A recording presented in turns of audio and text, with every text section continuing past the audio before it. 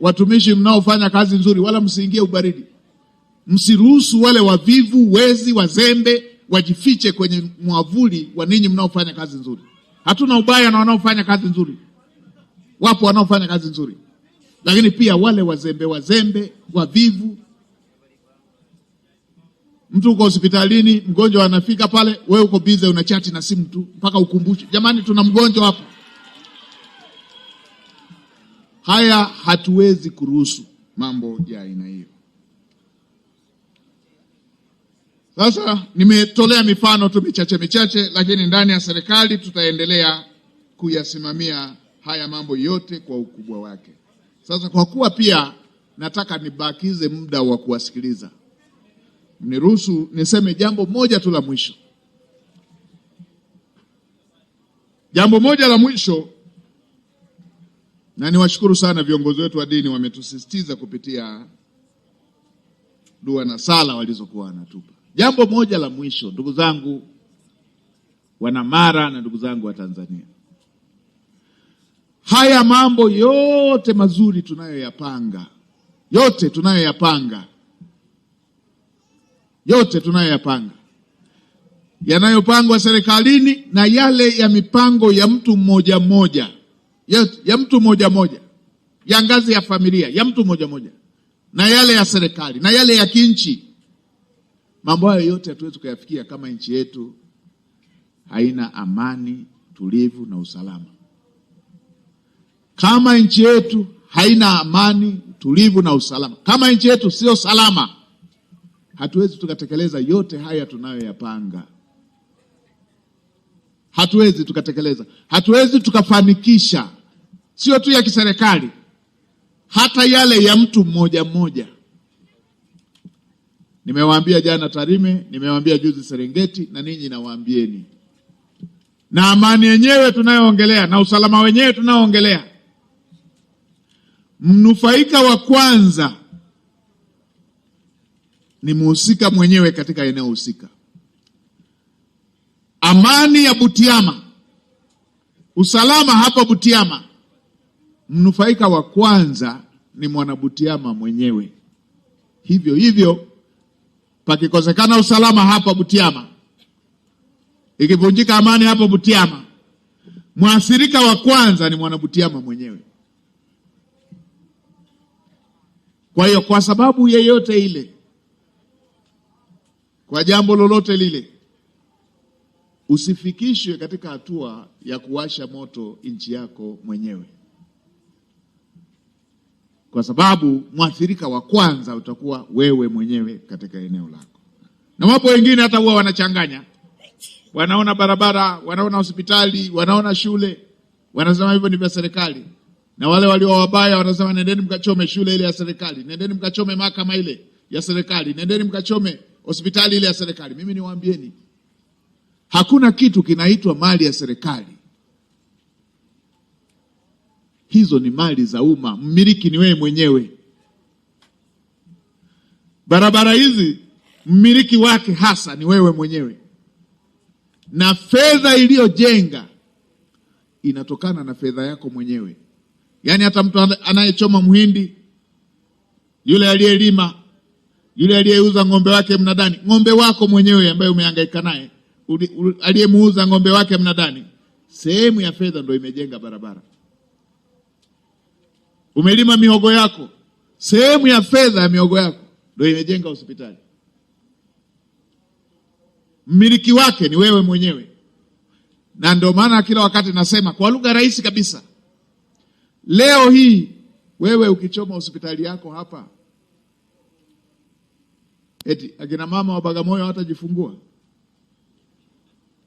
watakosa hospitali kwa sababu ya Butiama imechoma moto. Atakayekosa ni yupi?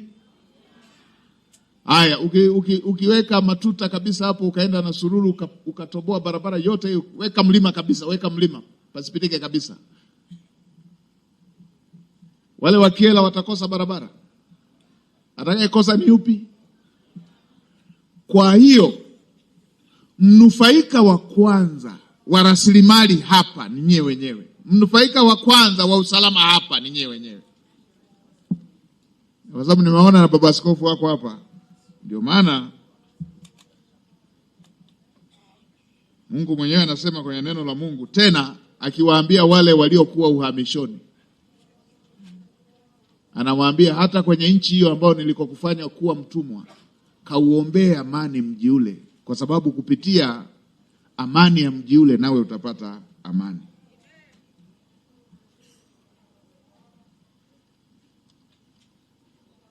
Hata eneo analosema la utumwani anasema kaombea amani mji ule, kwa sababu kupitia amani ya mji ule nawe utapata amani. Kwa hiyo amani ya Butiama, mnufaika wa kwanza ni wewe mwenyewe. Na yasisitiza haya kwa sababu sisi ndani ya serikali hatutaki kupuuza taarifa zozote. Kumeanza kutokea hii kasumba hii ya watu kutaka kuipeleka nchi yetu kwenye mambo ya ajabu ambayo Mwalimu Nyerere sio nchi aliyotuachia. Na wamekuwa wakitumia visababu vidogo. Wanawahamisheni kwenye ajenda rasmi ambayo wako nayo. Wanawahamisha kwenye ajenda walioificha nyuma yake. Na wengine ambao hawafuatilii sana haya mambo wanadhani labda yanaanza kutokea hivi juzi wakati wa serikali ya awamu ya 6. La hasha. Majaribu ya aina hii wamejaribu sana nchi yetu. Kuna muda walitaka wajaribu kama nchi yetu inaweza ikatikisika kidini. Miaka kadhaa hivi, nadhani wakati wa serikali ya awamu ya 4. Ghafla tu unatokea kiongozi wa dini amemwagiwa tindikali. Ghafla unasikia bomu la machozi limetupwa kanisani. Bomu la moto la kuua, sio la machozi. Bomu la kuua limetupwa kanisani.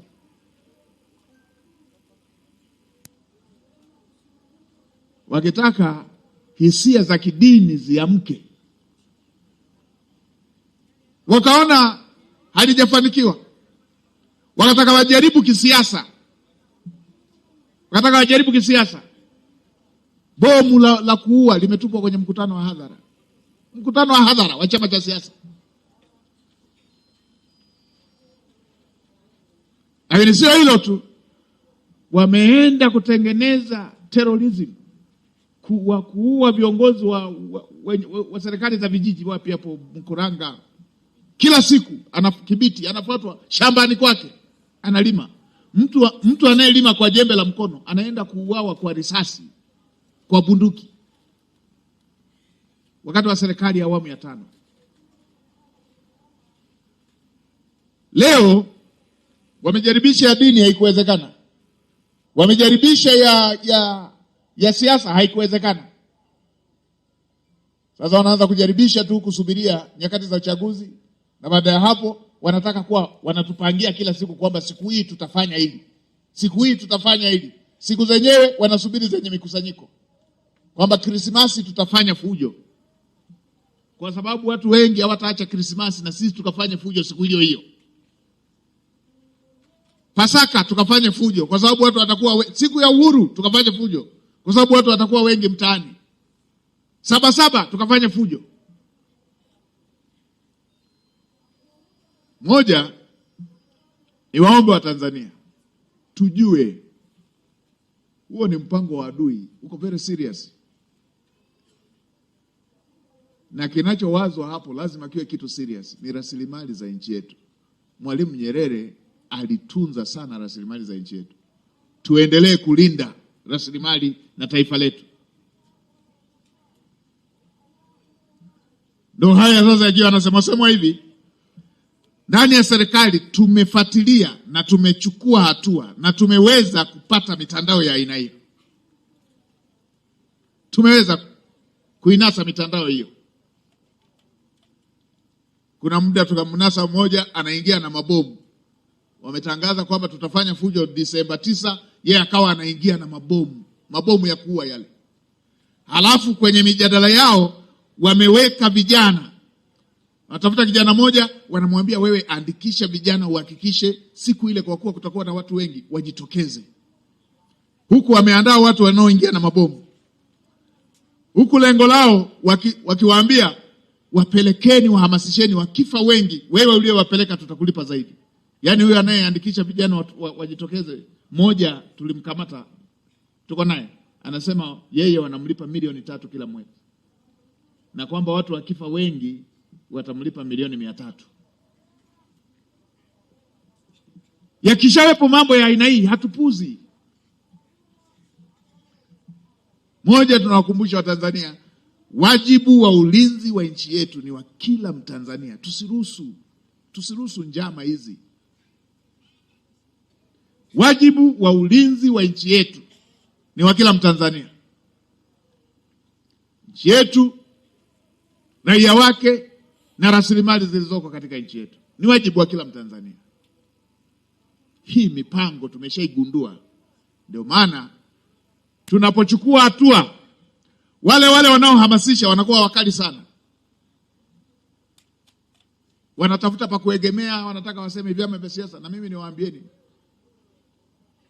hapa issue wala sio vyama vya siasa, wala hatuna ugomvi wa vyama vya siasa, hatuna ugomvi na chama chochote cha siasa.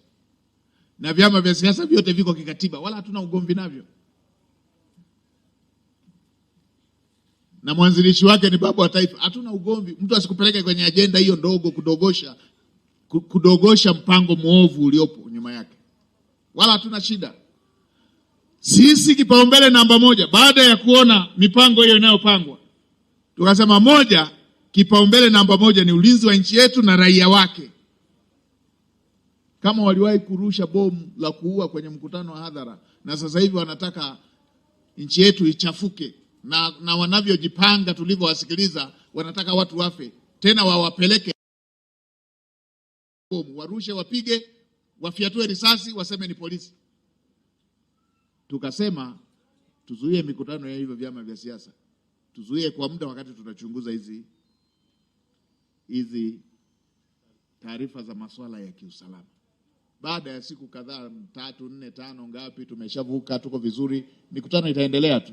Iko kikatiba, hiyo itaendelea. Wasitudogoshe jambo tunalopambana nalo kwa kutumia kigezo hicho. Hatuna tatizo hilo. Wala hatuna mizozo ya vyama vya siasa. Ukiwepo huu na huu hapa na ule, Mheshimiwa Rais yeye mwenyewe na nchi yetu ni nchi kinara ambayo imewahi kuonesha mfano wa kushughulikia mizozo ya aina hii. Kwa hiyo hayo tunayasisitizia katika engo hiyo. Lakini na mimi nimeendelea kuwakumbusha Watanzania, hawa wanaharakati wameanza lini kuwa wema kwenye nchi yetu? Wameanza lini kuwa watu wema kwenye nchi yetu hao? Watu wengine wakifuatilia sasa hivi wanadhani wameanza kumtukana rais wa awamu ya 6. La hasha. Na wanadhani wamezaliwa awamu ya 6. La hasha. Fuatilieni vizuri kwenye kumbukumbu. Mimi hata sitaenda mbali zaidi. Lakini serikali ya awamu ya 4 ikiongozwa na Rais Kikwete walimtukana vibaya sana. Alipomaliza, watu wengine walidhani labda ameacha mianya mingi ya labda ya mambo ya kusimamia, labda amekuwa muungwana aliyepitiliza. Na yeye akasema naondoka, si mmesema mpole na waletea chuma, na akaleta chuma kweli kweli. Lakini kwa wale mtakao kumbuka, wanaharakati hawa walimtukana Rais Magufuli, matusi yote mabaya. Sisi wafugaji hata mbwa wako hawezi kumtukana hivyo. Wamemtukana yote mabaya. Nendeni mkafuatilie. Teknolojia si inatunza kumbukumbu. Hawa Mungu alipomuita wengine wakafanya sherehe, wanaharakati hawa wameanza lini kuwa wema kwa nchi yetu hawa? Mtu anayelipwa kwa kupeleka watu wakafe anawezaje kuwa mwema kwa taifa letu? Anajihesabia ana gari zuri, ana nyumba nzuri, anatunzwa, malipo yake anaambiwa wakifa wengi tutakulipa zaidi. Fanyia biashara damu ya Watanzania. Hii hatuwezi tukakubaliana na jambo la aina hii. Na mimi kama msimamizi wa shughuli za serikali nasema wasitumie magrupu ya WhatsApp kuambia vijana, wasitumie magrupu ya WhatsApp kuambia vijana tukutane pale na pale na pale. Waje wawe mbele wenyewe. Waje wenyewe, wasitumie magrupu ya WhatsApp. Wasikae huko wanaangalia kwenye mitandao na kwenye TV na kuelekeza kwa magrupu ya WhatsApp. Hatuwezi tukaendesha nchi kwa watu tu kupangiana kwamba siku fulani tutafanya fujo, siku hii nayo tutafanya fujo. Hata siku za sherehe tumeziwekea utaratibu, tunazijua. Hatuwezi tukaendesha nchi kwa watu tu kusema siku hii tutafanya fujo. Na mimi niwahakikishie Watanzania, tuko salama, tutavuka salama, na nchi yetu itaendelea kuwa salama kama ambavyo Mungu ametupa nchi nzuri.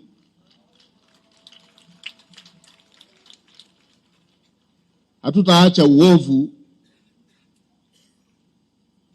utamalaki. Kwa niliona nilisisitiza hilo la mwisho. Niendelee kuwapongeza. Mna mbunge makini sana, babu yangu Daktari Mahera. Ana sifa zote mbunge anazopaswa kuwa nazo. Hakuna ofisi haijui. Amekulia serikalini. Hakuna ofisi haijui, wala hakuna mtaalamu anayeweza kusaidia jambo la Butiama halijui. Kote anapajua. Na mimi niwaambieni, huyu ni waziri wa akiba. Basi kwa sababu timu huwa ina wachezaji, timu yenye wachezaji wengi wazuri. Timu yenye wachezaji wazuri si hivyo inaanzaga na 11 tu. Si ndio hivyo? Si ndio hivyo ndugu zangu? Kwa hiyo na yeye hivyo hivyo. Mna mchezaji wa timu ya taifa, Daktari Charles Mahera Wilson. Mimi nakaa naye vikao vingi sana. Na ni hivi basi, na mimi ni mwana Butiama na ni wa huku. Basi mjue mna wabunge wengi tu ambao tutakuwa tunasukuma masuala haya ya maendeleo. Ombi langu kwenu, muungeni mkono. Muungeni mkono mbunge wetu. Na mimi nilisema hata kule nilikopita, na wala watu wasinielewe vibaya, ninawakumbusha tu wenzangu kwamba tukishamaliza uchaguzi, basi akili tuzielekeze kwenye nini? Kwenye maendeleo. Wananchi wanachotaka ni nini? Ni maendeleo. Kwa hiyo tuendeni tumuunge mkono mheshimiwa mbunge. Kwa vyovyote vile mbunge atakuwa mmoja tu kwenye kila jimbo. Yaani akishachaguliwa hivi, safari hii ameshinda ni yeye, wasingeweza kushinda 5. Hata kama waligombea 5, mshindi lazima awe. Akishashinda tumuunge mkono afanye kazi, kwa sababu kubwa ambalo tunakiunalo si maendeleo. Tuunganishwe na hayo maendeleo. Akitokea mtu anamkwamisha mbunge, hana nia ya kumkwamisha mbunge, anawakwamisha wana Butiama. Kwa hiyo hilo niwahakikishie, sisi ndani ya serikali tutaendelea kumuunga mkono mheshimiwa mbunge ili aweze kuwatimizia majukumu haya wana Butiama. Na kwa kweli nimewaambieni, mimi wana Butiama wote na wana Mara wote, kama sehemu yenu, kama sehemu ya Watanzania tena wazalendo, tutaendelea kusukuma mbele hatua hizi za maendeleo ili wananchi waweze kunufaika nayo. Asanteni sana kwa mara nyingine, na washukuru sana. Asanteni na Mungu awabariki. Sasa tupate fursa ya kusikia mawili matatu, lakini lile kundi la ardhi tunaweza tukawatanguliza pembeni hapa. Wale wote wenye jambo la ardhi tusogee upande huu, tuonane na waziri pamoja na timu yote ya ardhi ambayo iko hapa. Kama jambo lako linahusu watu pande mbili, lazima haki itendeke, inabidi tusikilize pande zote mbili. Na kama jambo lako lilishafanyiwa uamuzi, yapo mambo yameshafanyiwa uamuzi mpaka na mahakama, yamebakiza tu utekelezaji wa amri ya mahakama, utekelezaji wa maamuzi ya mahakama. Hayo tunasema kwa kweli, wala tusizungushane. Kama yupo wa aina hiyo, tutamsikiliza, tutaelekeza vyombo vikatekeleze maamuzi hayo ya mahakama. Asanteni sana.